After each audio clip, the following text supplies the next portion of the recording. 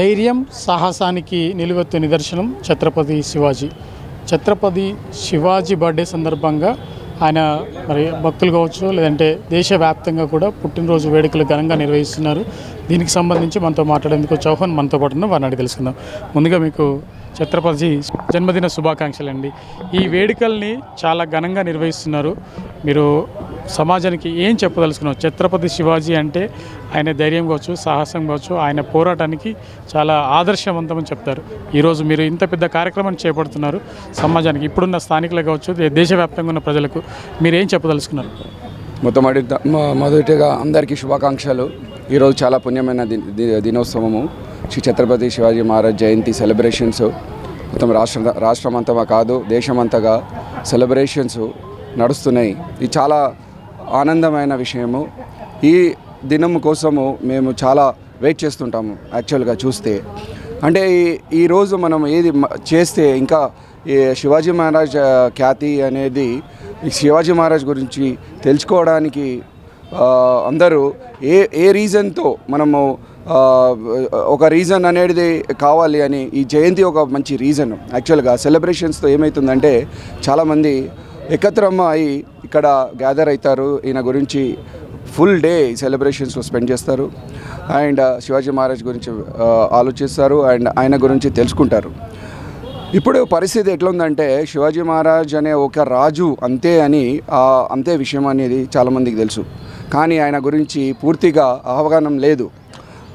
అందుకోసమే మేము శ్రీ ఛత్రపతి శివాజీ మహారాజ్ ఫౌండేషన్ అనే సంస్థని స్థాపించాము. ఆ సంస్థ తరఫున మేము ప్రచారం చేయడం జరుగుతుంది. ఇంకొకటి ఏంటంటే మేము దేశవ్యాప్తంగా ఒక క్యాంపెయిన్ కూడా నడుస్తున్నాము.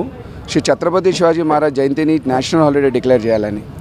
ఎందుకంటే నేషనల్ హాలిడే అంటే జస్ట్ టైంపాస్ చేయడం కాదు, హాలిడేకి ఇంట్లో పండుకోవడం కాదు, మూవీస్ చూడడం కాదు, కానీ జయంతిని ఎలా దానికి ఫుల్ డే ఎలా మనము 100% సెలబ్రేషన్స్లో స్పెండ్ చేయడానికి ఆ హాలిడే అవసరమని మేము ఆ క్యాంపెయిన్ చేయడం జరుగుతుంది.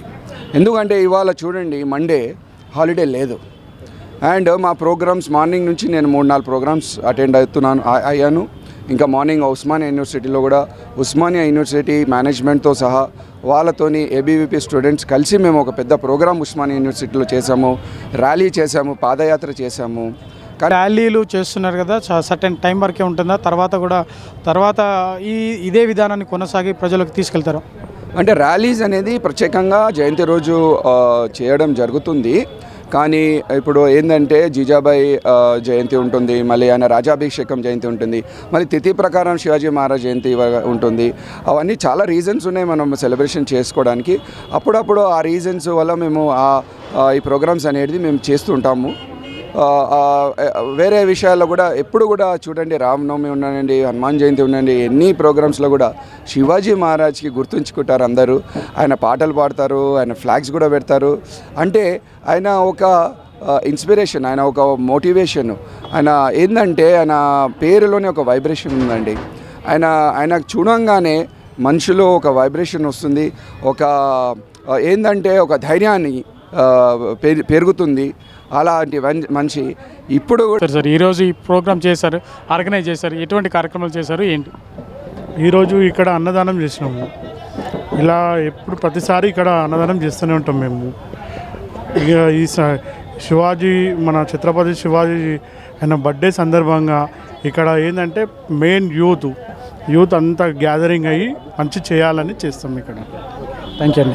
ఓకే, ఛత్రపతి శివాజీకి అంటే యువతకు ఒక ఆదర్శము. ఆయన అడుగుజాడులో నడవాలి.